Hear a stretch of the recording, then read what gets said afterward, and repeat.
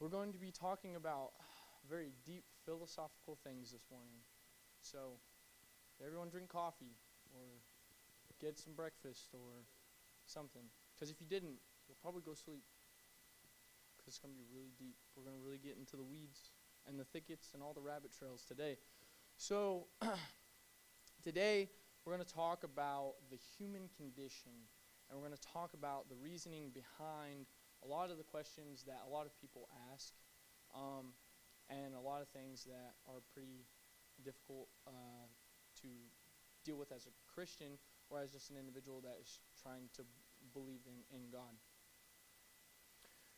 So the first thing that I want to address before we even go to the text is, how many has ever got the question from a fellow believer or a non-believer that they've said, well, if God like loves us and He cares for us, then why did He put like the tree of the knowledge of good and evil in the garden in the first place, right? Because that sets us up for failure, right?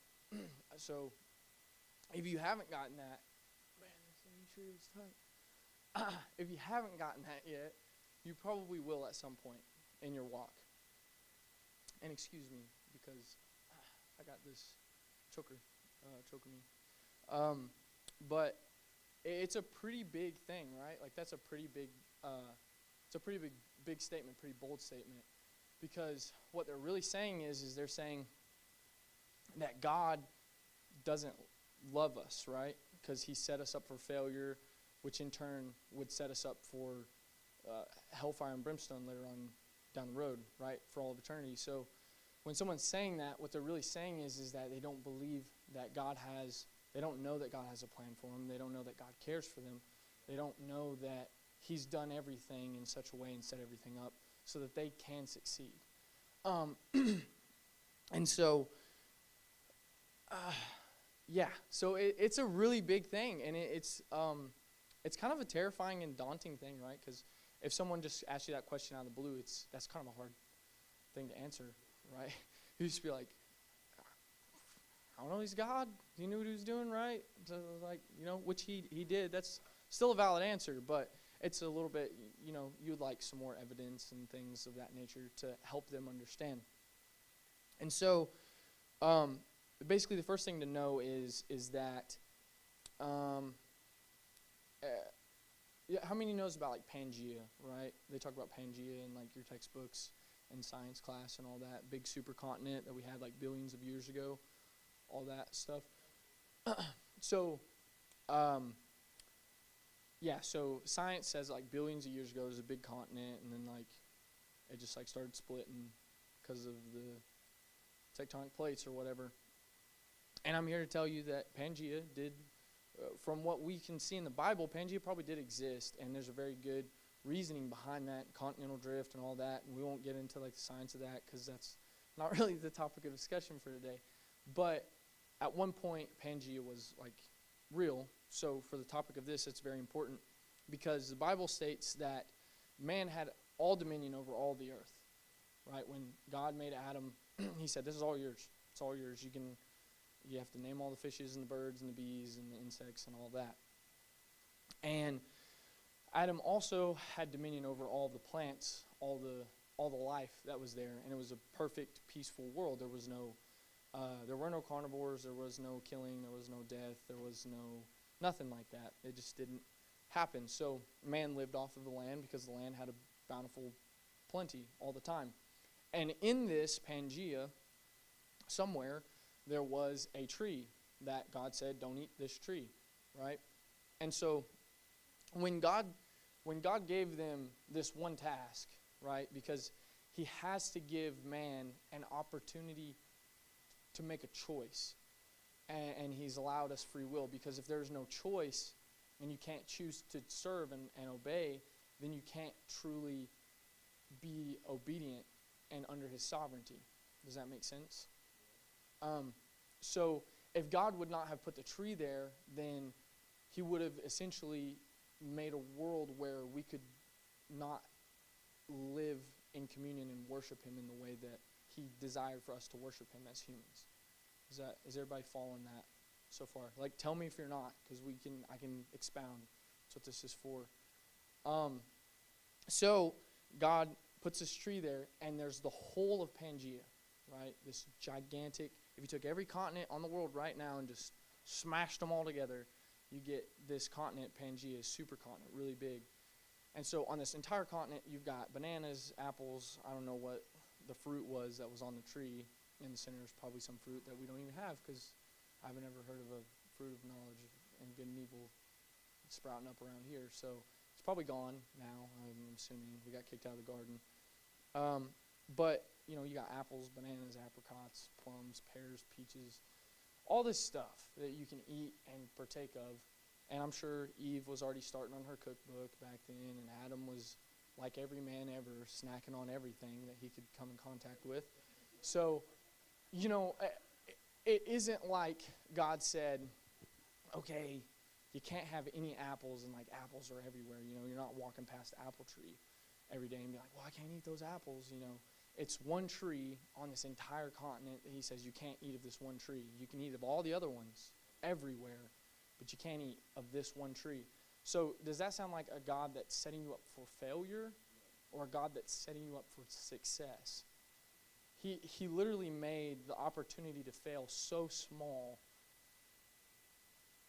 But that brings us to the human condition, which is what we're really talking about today, is the human condition and kind of the general outflow. So when Adam and Eve ate of that tree, then came the fall of man. And the fall put us all into this place where we needed to be saved, because we were at anymore. And so, is everybody following? Because this is like a lot getting like, I'm shooting out really fast. So, we're out of alignment. And so the cool thing is, though, is that God already knew that we would fail, right? Which is not to say that he's like, okay, cool, go fail. I want you guys to fail. Because he still set us up for success. God's always set us up for success. But before the very foundation of the earth, the Bible says that he had a plan for us. So if that is the case, if he had a plan for us before the foundation of the earth, that means before the tree was there, before Adam was there, before Eve was there, before anything had happened, he had already made a plan. He was going to come. The Bible says that the plan was in the mind of God at the beginning of time. And that plan was the Word, and the Word was God, who would manifest itself in flesh. And that would be Jesus Christ, who would come and die for our sins. And you see this iterated immediately in the book of Genesis. And I think I've hinted at this a few times, is when God comes in and he tells Adam and Eve, okay, you know, get out of the pool. You guys peed in the pool, so you got to get out. He says, okay, man, you got to work. You got to work, man. Woman, you've got to travail and labor, bringing forth children. And he says, serpent, you're cursed, and now you're going to slither on your belly.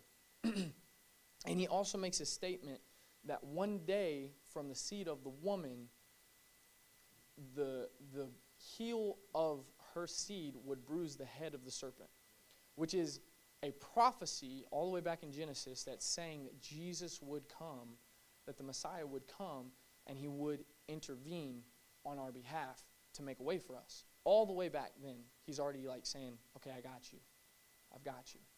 And so I want to make that really abundantly clear, because the problem with the idea that God set us up for failure at the beginning with the Garden of Eden is that what you're doing is you're shifting the perspective of how an individual views God in the first place.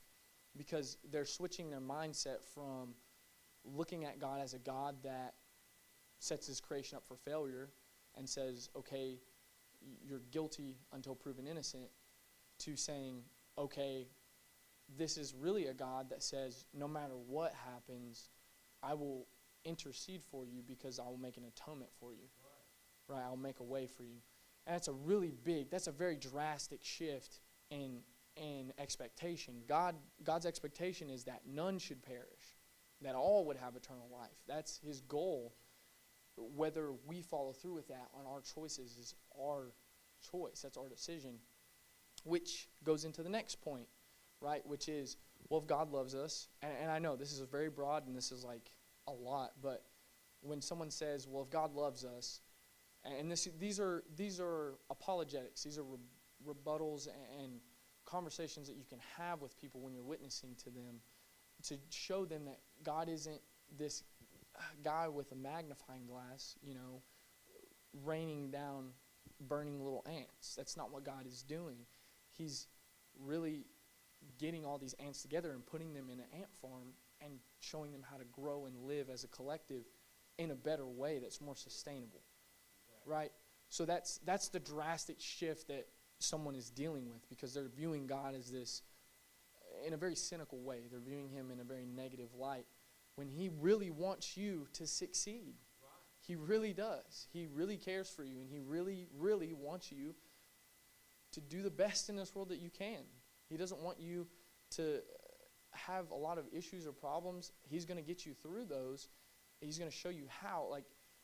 And I'm reiterating this quite a lot. I'm beating this horse to death because it's super important, because in the society that we live in today, culture is showing and emphasizing that God is like this bigotous individual that doesn't really care for us, and if he has all this power, why doesn't he do anything? And the rebuttal for that, the very simple rebuttal for that is, if God has all this power and he has done something for us, but it's whether we will choose to walk in that path that he's laid out for us. That's simply the choice. And that is why free will is so important. When you look around and you look at poverty and disease and famine and all these things, most of those that we deal with today, the things that are rampant, you look at HIVs, AIDS, all those things, they're all created by man's own promiscuity, right? Immoral sexual actions caused a majority of those diseases, right? Bestiality and all form and manner of perverse sexual actions is what led to the immersion of those diseases. And so we have these epidemics that are sweeping the nation, right? We have huge programs and incentives that go out, and it's terrible. I mean, it really is a bad thing. It really is. But when you look down the line, you can't, an individual that gets HIVs and AIDS, you can't point that finger at God and say, God, you did this to me. And that's ultimately where I'm trying to show you that today, when you're witnessing and talking to people, you have to get them to understand that they have to shift their perspective to taking responsibility for themselves. Because at the end of the day, the only person that can make you do anything is yourself. I mean, even if an individual held you at gunpoint, you still have to make a decision to do that or not. And it ultimately falls in, now, granted, depending. If someone's asking you to give them $2 and they're holding you at gunpoint, just give them $2. I mean, just do it. Like, why not? It's $2. But that's just the illustration I want to use, that you do have all power of all of your choices. Everything that you do, everything that I do is ultimately up to me to decide how I'm going to live my life. And so you can't pawn it off on circumstances or situations or experiences or trauma. Because, first of all, how many have ever heard of an individual saying, well, it's not my fault because this individual did this to me and that really hurt me. It traumatized me. Well, if you have the perception to understand that you are traumatized by that, then you need to remove yourself from situations in which that trauma is going to get to you. And if it's a situation where that trauma is going to affect you, then you need to separate yourself. You need to say, hold on, time out. I can't make a decision because my trauma is affecting me. Because you've got to take, and it's a huge problem in our society. We've got so many individuals that, I mean, you look at all kinds of manner of things of, I mean, pedophilia is a huge, me and Derry were talking about this the other day. You've got individuals that are saying, well, I was born this way. I was just born liking children. ladies and gentlemen, you're not born biologically. You will not be born liking children. Pedophilia is not a natural thing. Does everyone believe that in here? Pedophilia is not a natural thing. It's just not. The only way that you'll have pedophilia is if, and this is a scientifically, because I studied this out a long time ago, because Marcus, we got on, I won't get off on that tangent, but a lot of issues that we deal with sexual promiscuity have to deal with the wide array of pornographic availability today. The biggest problem that a lot of children are facing today has to do with pornographic images and coming in contact with pornographic images. The average age that an individual will come in contact with pornography for the first time in their life, can you, someone guess what age it is? Yeah. She, 7 years old. And there are some that see it as early as 5 years old, 6 years old. And the individuals that see it at 5 or 6 years old, 7 or 8, imagine you're going through your whole life with a skewed perspective. Yes. About 25 years ago, I had a guy I met said that he showed his children pornography. His children got locked in. His son was about 6 years old, and he was the one that showed it to him. And that so this mindset has been in my society a long time. And now, don't get me wrong. You should educate your children. I mean, obviously, you've got to have the birds and the bees conversation with your children. But I don't know why no one in our society has tact anymore. You know, there's a way that you should go about doing things. And, I mean, exposing a child before they're even at an age where their hormones are even getting to the point where they would even have to deal with those situations and they're already expressing.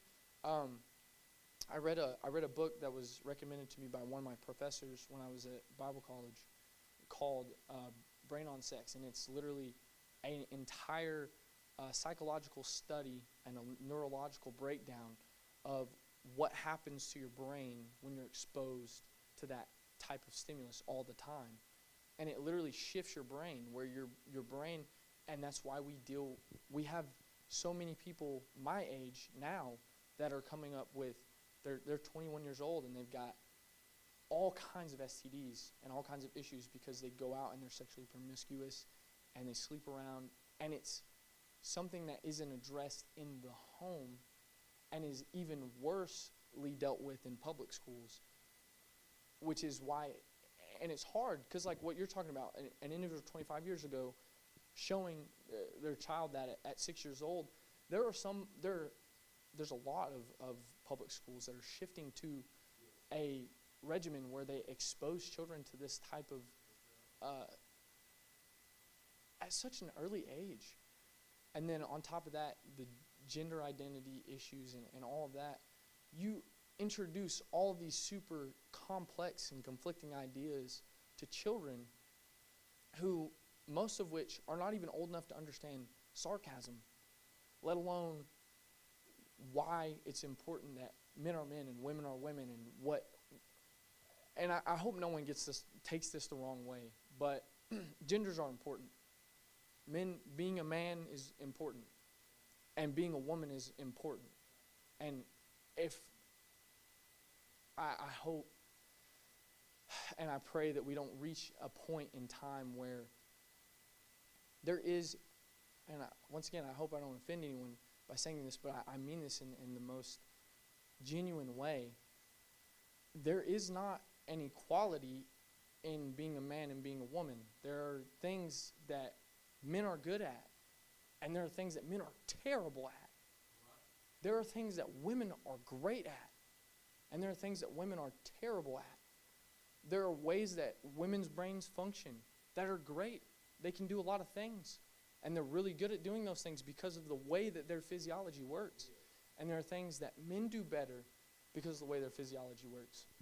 Did you know Do you know why the mom is the best caretaker? I'll, I'll open this up to women. Men, you cannot say anything. Yeah. And it goes to such a deep level. Like when God designed us, He designed us with intention. With intention. Women, when you see the world, you see everything at once. You see the bills, the car, the kids, the school, the job, the everything. You see it all at once. It's one big bucket to you. You're seeing all this stuff at once. And so when you're making decisions or when you're dealing with a problem, and that's why, and I think I was talking to my dad about this. I said, that's why Mom comes home and if one bad thing happens, it throws everything out of whack. Because you were the one I was talking to about it.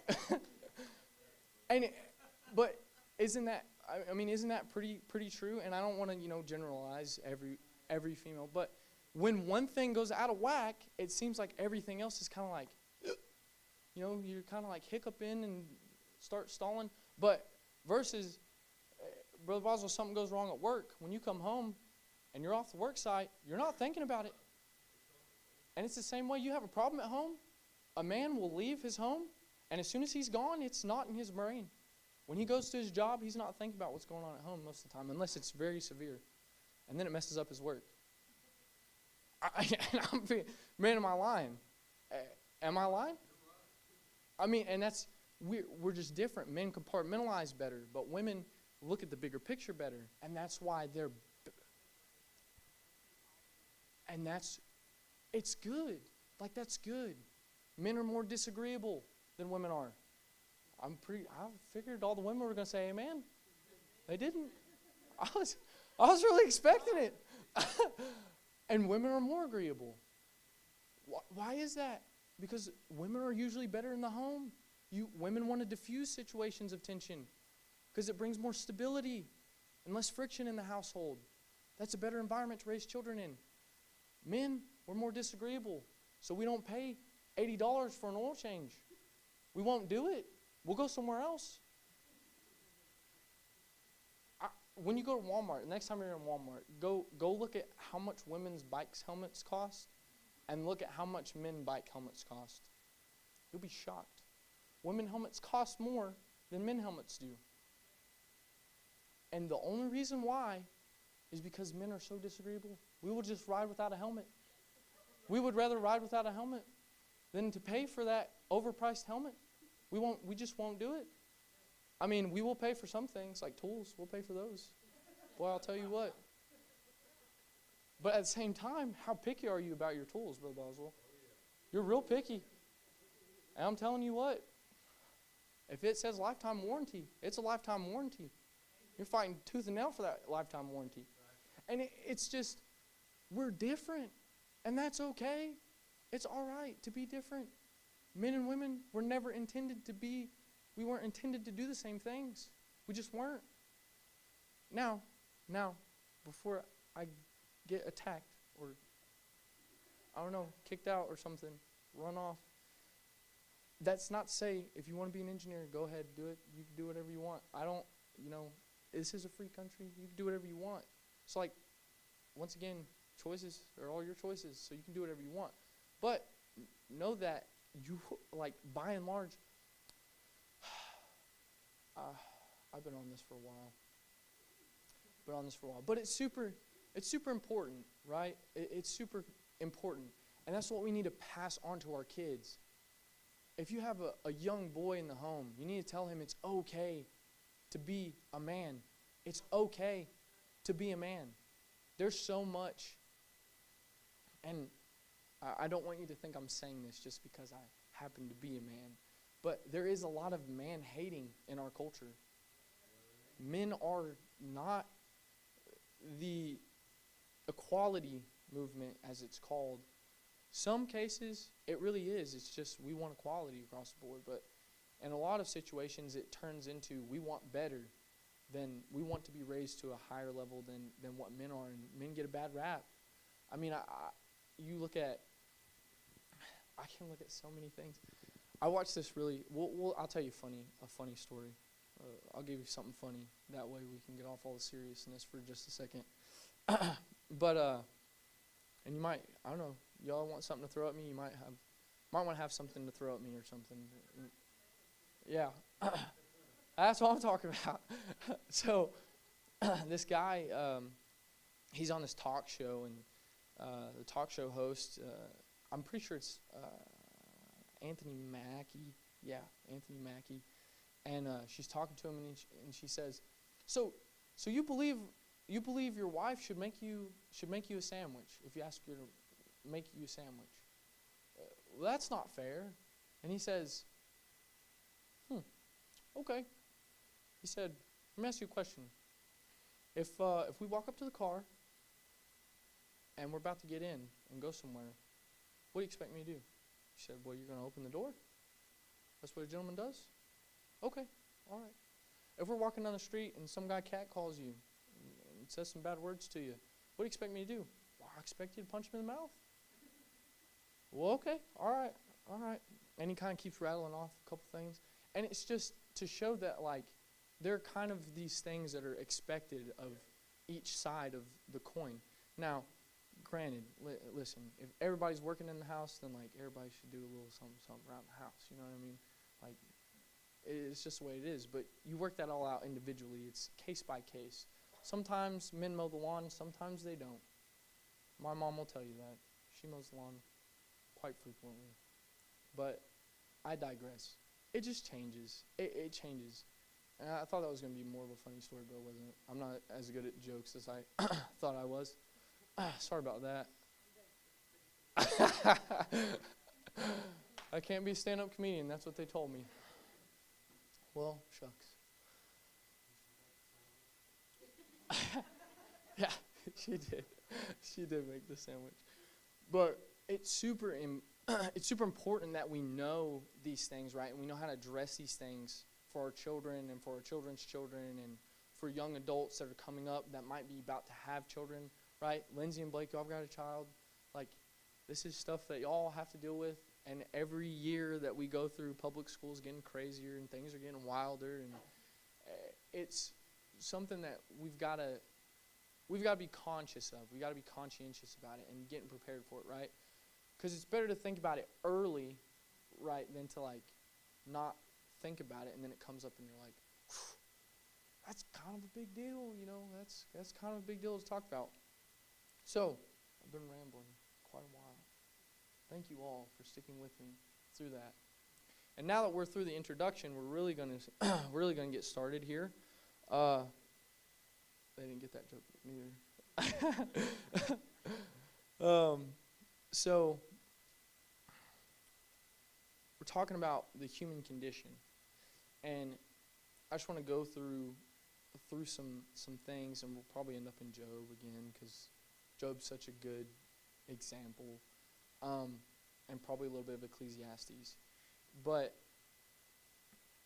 you look throughout the Bible at so many of these Bible characters that were looked to, followed. There were prophets or judges or rulers, and something they always had to do, they always like had a struggle with, was getting their life in alignment with God. Right? Saul, in the story of Saul, there's a book called 3 Kings, and it goes over. It's a really good book, super short book. If you haven't read it, pretty sure you can get the ebook online for like $3 or something. So if you haven't read it, it's super good. It's really great to read. But it kind of goes like through two different sides of the same coin, right? So Saul and David, right? David was the one that was coming up to be king, and he was anointed to be the next king, and Saul was the king at the time. And Saul handled things badly as the elder, right? And didn't prepare David properly to take over the kingdom. He actually derailed a lot of what David was trying to do, that God had told him, you need to do this. And then flips it, and then Absalom, which is David's son, is coming up, and Absalom does all the wrong things as the mentee. Is that what it's called? The mentee? so David's supposed to be grooming his son, and he's trying to do right by it, and he does what he should do. And Absalom is, just being a rebellious teenager, basically. And it's not to say that, because the book does a very good job of highlighting. Saul had his reasonings for doing the things he did, and Absalom had his reasons for doing the things that he did, which brings me back to what we were talking about earlier, is taking responsibility for your own actions. You can justify anything that you do. Like, it's super easy to justify why you would do something. I mean, you ask a kid why they stole a cookie out of the cookie jar, and they'll give you a reason.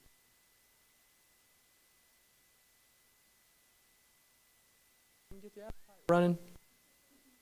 Or, Mom, I know I had 3 cookies today, but, there's only 1 left. So I just figured I'd just help you out, take the last one so you can know you need to get more cookies. Kids justify,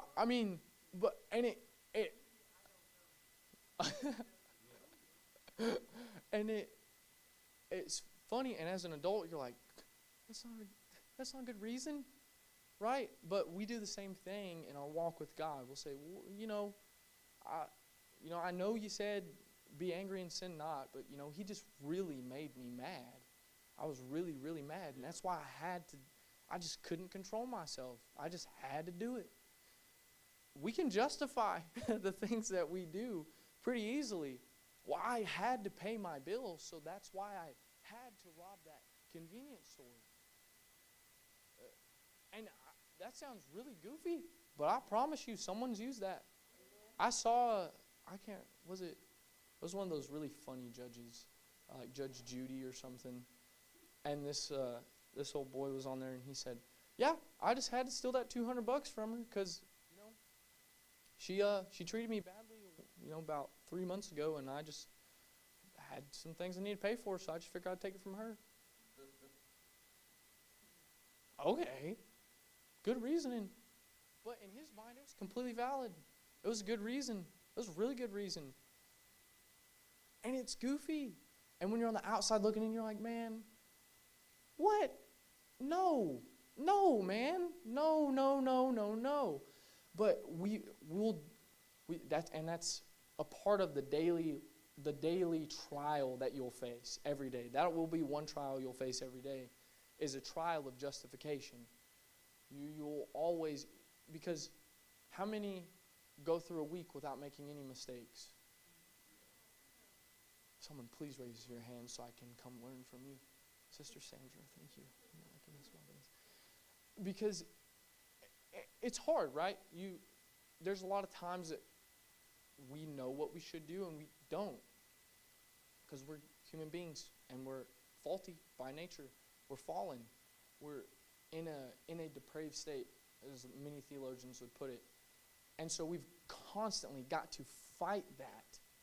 Constantly. It's a daily battle. That's why the Bible reading plans were called daily bread, because you need daily bread. You need daily nourishment. You need daily things. That's why there's so many. I've probably heard more times than I could count, probably more than 100 times over my lifetime. Probably more than that. Probably more than 1,000 times I've heard at some point in the sermon, feed your spiritual man more than you feed your carnal man, because one will win. One will win. It's like you got 2 dogs in the fight. The one that you feed the best is the one that's going to tear that other dog up. So you got to feed and eat and really, really get down. And that's why we constantly, me, Brother Boswell, and Marcus, we're always constantly harping on reading the Bible, praying every day, fasting, because that is the baseline. That's the starting point for everything. If you're not getting that habit down, then all of the other good habits that you want to form are going to be, I won't say they're impossible to make happen, but they're going to be a lot more difficult to happen if you want to get your anger under control, but you're not getting feedback from God on how to control your anger. You're not getting a mentor to invest in you and say, hey, I've got these issues and I'm struggling right here in this very niche spot, and I don't know particularly where to find some information that's going to help me. Do you happen to know anything? that would help me in this? Do you know any scripture that I could read through? And those are all resources. They're all free too. It's crazy. They're all free. So you can use them anytime you want. I just wanted to make sure that everybody knew that. But like, and it's crazy because like, it's so simple. You know, me and Derry, we were talking about this the other day, is like, it's so simple to do the right thing. It really is. Like, it's not rocket science. Like, everybody knows. I mean, the golden rule is really the best. If you follow the golden rule, you're going to pretty much you're going to be a pretty decent person. Because, like, if you wouldn't want someone to do it to you and you don't do it to someone else, then all of a sudden, like, you don't, if you don't do people wrong, they tend to not do you wrong in return. But if you're constantly, you know, we'll go to Ecclesiastes. We'll do that. We'll do that. Yeah. I'm sorry. I have a tendency. I crammed a lot of information into my little tiny brain the last couple days. But in Ecclesiastes, the thing that you'll hear continuously throughout Ecclesiastes is that all is vanity. Verse 2 in Ecclesiastes chapter 1 says, "Vanity of vanities, saith the preacher, vanity of vanities, all is vanity." And can someone give me the Webster's dictionary for vanity? That's just a joke, just like what vanity means. Yeah, like what you want is more important, like benefiting you. It's like selfishness, but like times 10. So if everything is vanity, what does he mean? Does he mean like life's futile? We should just not be trying to live life because it's just all bad? It's just everything's bad? No, he's just saying that we have a tendency as human beings to want in excess. We want wealth. We want fame. We want all of these things, right? Because, I mean, everybody here makes some money. Everybody makes some money. But we always, you're always like, well, it sure would be nice if I had $2 more on that paycheck. I mean, it sure would be. It'd be nice if I could sell this for, $100 more than I am right now. And ambition's not a bad thing, like, by itself. But ambition can get out of control.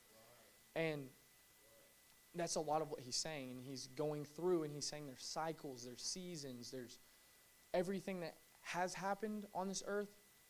Someone somewhere at some point has committed every sin in this book.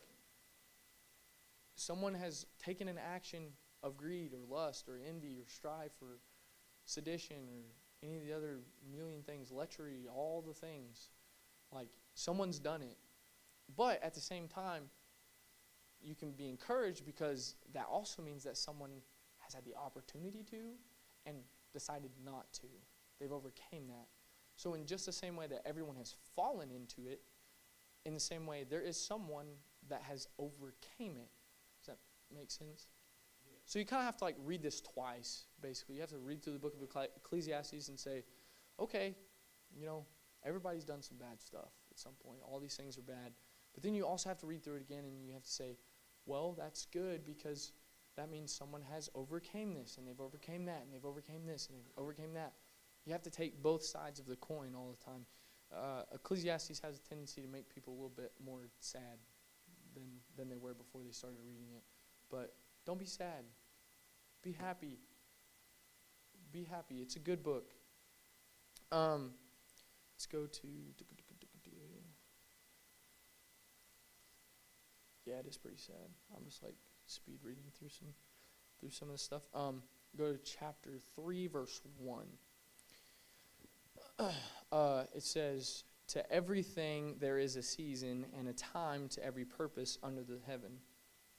A time to be born and a time to die, a time to plant and a time to pluck up that which is planted, a time to kill and a time to heal, and a time to break down and a time to build up, and a time to weep and a time to laugh, and a time to mourn and a time to dance, and a time to cast away stones and a time to gather stones together, a time to embrace and a time to refrain from embracing, a time to gel, or I said gel, time to gel, a time to get and a time to lose, a time to keep and a time to cast away, a time to rend and a time to sow, a time to keep silence and a time to speak, a time to love and a time to hate, and a time of war and a time of peace. And he finishes it all and wraps it all up with, what profit hath he that worketh in that wherein he laboreth? I have seen the travail which God hath given to the sons of men to be exercised in it. So what he's saying there is that you're going to go through seasons of life where you'll have down life. Life is like a roller coaster. You'll be up on the hill, you'll get a raise and get a new car and get new house and this and that and whatever, and then sometimes you'll lose the house and you'll get a demotion and it just happens. That's just how life is. It's ebb and flow, like the tide. It goes in and it goes back out, and it's a constant cycle. And so you got to be aware of that, right? I always tell myself, like, someone's trying to cause trouble with me right now and someone's trying to help me out. Always. At all points. Like, there's someone that wants to ruin my day and there's someone that wants to make my day. Yep. There's someone that wants to pat me on the back and someone that wants to tear me down. And it will always be that way. Not because of, like, any crazy, grandiose, master plot point plan or anything, just because you're dealing with a bunch of humans. They're all side by side with you at all times, and they could have just so happened to wake up that day on the wrong side of the bed, and they chose to make the wrong decision, and that messed their day up, and so they're going to take that out on you. And did you do anything to deserve it? Were you a bad person? You didn't cut them off in traffic or do anything like that, but they still, for some reason, had something to say to you. Like, I remember a time, this is a funny story. I remember a time I was in Indianapolis on this, like, big loop. It was like big interstate loop. Most big cities got those big, like, loops, And I just got on the loop, and I was just cruising. It was my Challenger, feeling cool, listening to music. It was just a good day, It was like 70 degrees outside, no wind, just perfect day. And I was just enjoying myself. Nothing could ruin my mood. Nothing could mess me up. I was just cruising down the road, and all of a sudden, this guy in a motorcycle, little Kawasaki, and mind you, I know that I didn't do anything at all possibly wrong because I'm in the far left lane, and I have my cruise control set on 65, which was technically speeding, but that was the speed everyone went. Because the speed limit is 55 up there for some reason on the interstate. It doesn't make no sense to me. But I digress. I was going on cruise 65 around this interstate in this one lane. I hadn't moved for the last hour. I was really cruising. Like, when I'm telling you guys, I was having a good day. I was having a good day. And this guy just comes up on me, this Kawasaki Ninja, and he does some funny things with his hands, makes some gestures at me. I'll let you use your imagination. And then, like, does like this, like, wheelie thing beside me, and like does this, like, really weird, like, cut off thing. And I'm like, what? What is going on? What'd I do to this guy? Do I know him? No, I don't know him. I'm not even from here. I've been up here for like 2 weeks. I don't know this guy. And so, and I mean, my car was pretty unique. It was like this, like, copper orange color. So, I don't think there was anyone. I mean, maybe there was another Challenger that looked exactly like mine with the same rims and everything and all the decals. But I was just really perplexed because I was having a great day. I didn't do nothing to nobody. I was day off. I mean, it's day off. It's Saturday. I didn't have nothing to do. I was cruising, minding my business. And this guy just tried to ruin my mood in an instant for no reason. But it was probably because he mistook me for someone else, or I don't know, he didn't like the color of my car or something, or maybe he thought I was a jerk because I drove a Challenger. I don't know. I couldn't tell you because I didn't ever talk to the man, but it just happens. Like, people just sometimes they're just having a bad day and they just need to scream into a pillow, and I happen to be the pillow he screamed into that day. So I say that, I mean, I need to really think up my jokes, I think, my illustrations, because they're not as funny as I think they are. But it just happens. Life is just going to happen, and we've got to keep rolling with it. What did I do after that, you ask? Well, I'm glad you asked, because I'll tell you. What I did was I turned my music up even louder, and then I just kept bebopping and having an even better day after that. Because you can't let that get to you, that little stuff get to you. Because later on, I stopped at Chick-fil-A. Because, I mean, it's God's chicken. Why wouldn't you stop at Chick-fil-A?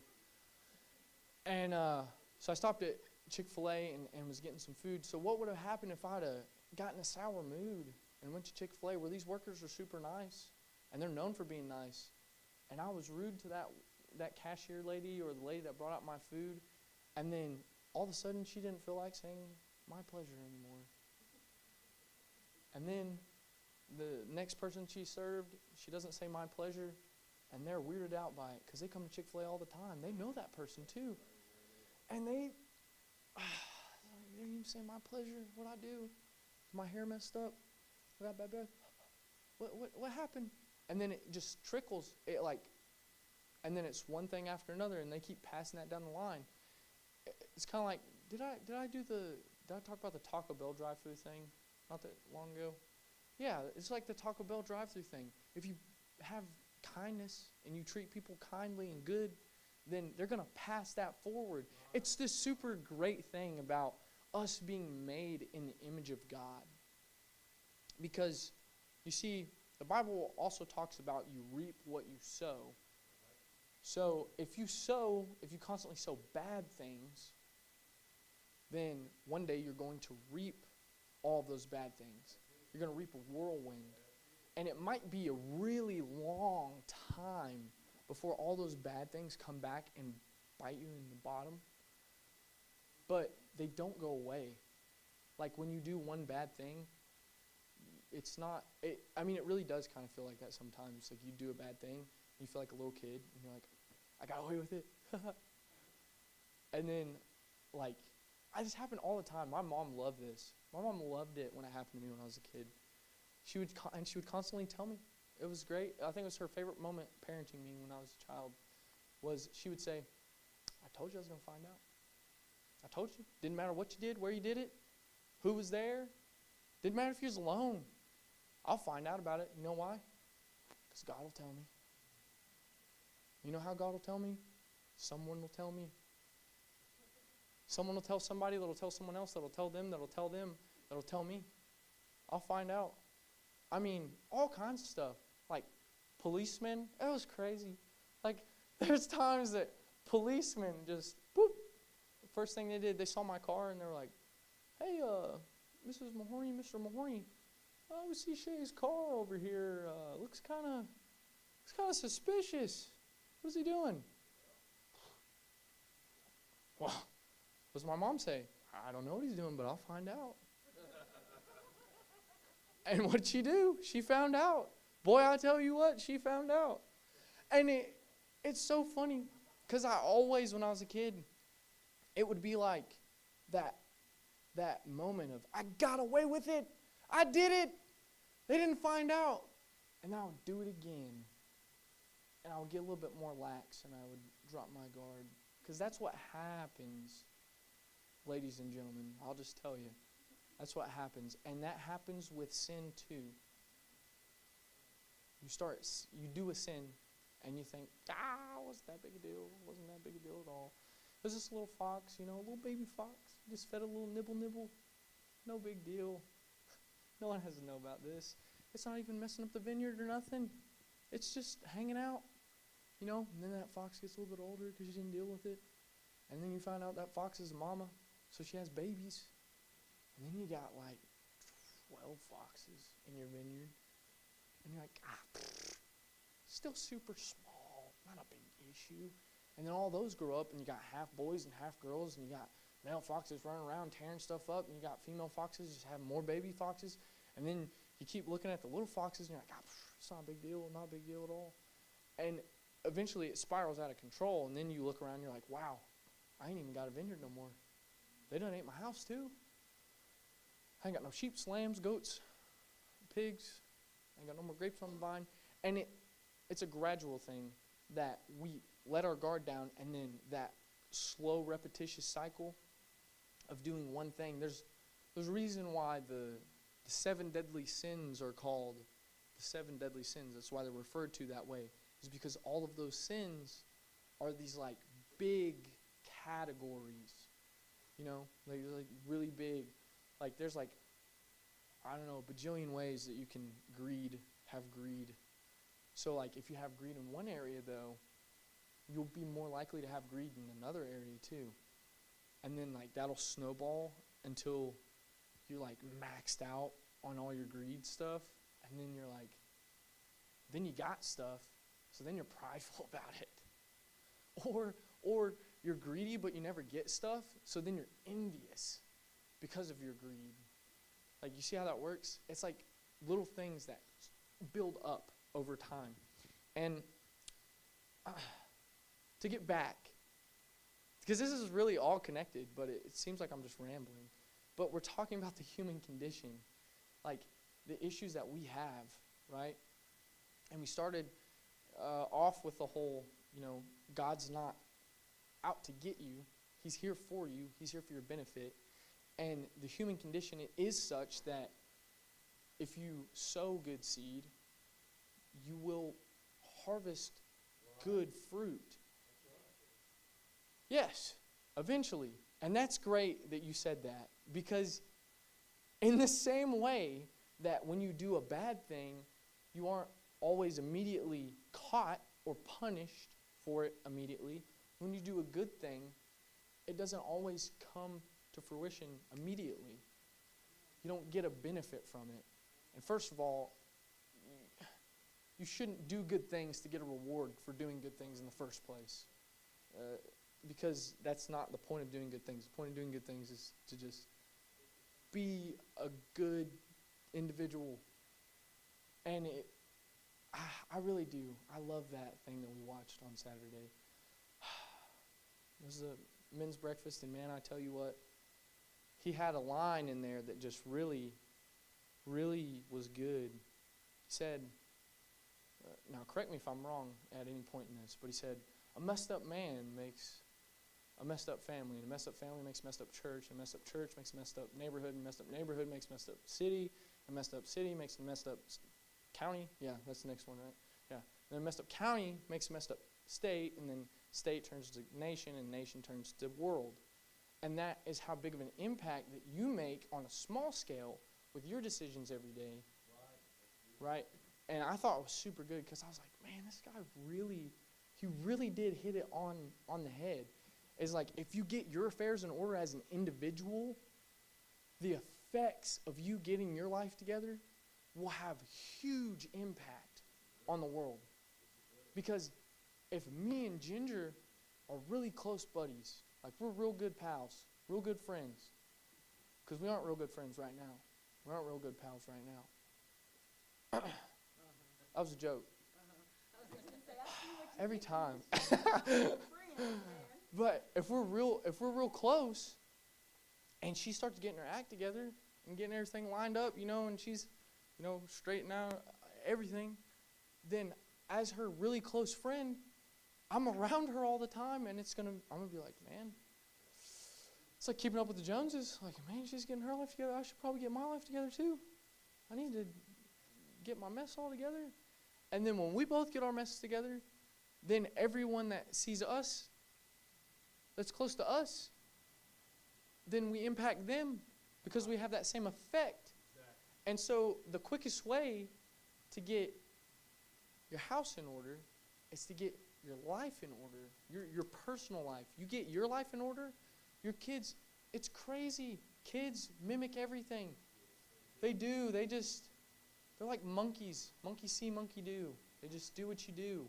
And so if you brush your teeth and eat at the same time and go to sleep at the same time, your kids will eventually just mimic it. Amen. You're like, Mom and Dad go to sleep at this time. Now, Granted, teenagers are a little bit different. For some reason, we all have like this switch that turns on around 9 o'clock that says, no more sleep. We just don't want to sleep. I don't know what it is. But I'm not even a teenager anymore, but I still can't turn it off sometimes. But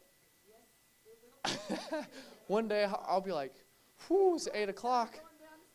Whew, need to take me a nap. By nap, I mean 16 hours of sleep. Here we go. But, I mean, the little habits, your kids will mimic those. And not just your kids, like your coworkers.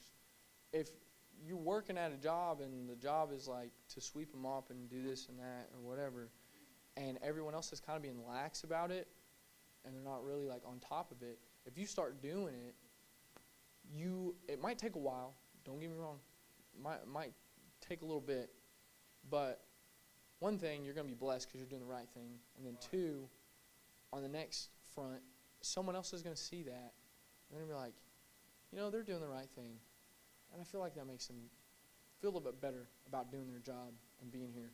How many, and this, I'll stop rambling about the human condition because, it's the human condition. We deal with it every day. So, like, I could just keep pulling stuff out of thin air because it's just life, So, but how many people know someone that goes to work and they complain all day? And it's like every day. Like on Monday, they complain a little bit. And on Tuesday, it's like they really don't want to be at work. And then Wednesday, they really, really don't want to be at work. And then by Thursday, they're like, oh, why do I have a job? And then Friday, they're like, I'm quitting my job. And then Saturday hits, and they're like, I'm free. And then Sunday, and they're like, they have the reset. And then Monday, they start the process all over again.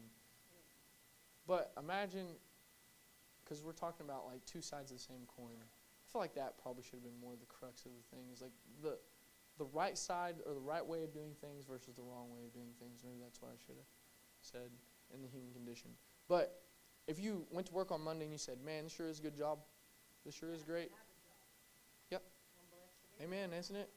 I mean, Ginger. But you say, man, this sure is a great place to work. And then Tuesday, you're like, man, this really ain't too bad. Then Wednesday, you're like, I could do this. Then Thursday, you're like, where'd Thursday go? And then Friday, you're like, man, the week's already over. I guess we get to do it again on Monday. And when you enjoy what you do, also, this is just a little tip, side note. I learned this when I was young, listening to my dad lecture me all the time.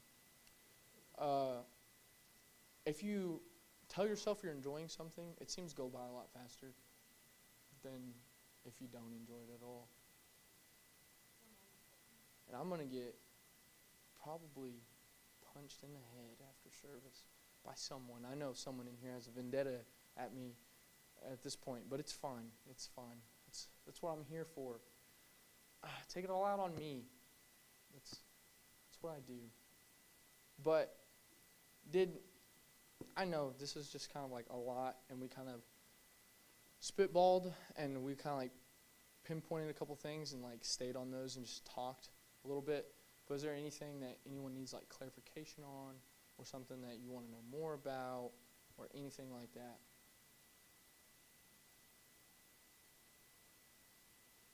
All right, cool. All right. So this one worked. I'll ramble. That'll do it. You rambling man. Well, yeah. So just to surmise and summarize, to make sure that and the parts that you did fall asleep in, you can get those too. The human condition is our condition. We make decisions for ourselves. We make choices every day. And we, as individuals, are the only ones responsible for those decisions. Right. It's not God's fault. It's not my coworker's fault. It's not my parents' fault or my kids' fault. It's not anyone else's fault. It's mine. It's my responsibility. you can't blame someone else for your life being a mess. And to go a little bit further and to get into the big point, the one that's real super important, is that God does not set us up to fail. He does not set us up to fail. He gives you every opportunity to succeed. And He wrote down every problem that you could ever have. And He wrote a solution and an answer for it in this book. You just got to dig into it, find it, mull it over, get it in your spirit, and let that seed bring forth a plant that's going to bring forth fruit. And that's what's going to start straightening everything out. And that's how we go into the last point, which is the one that we all love the most, is that it all begins with us getting our life together.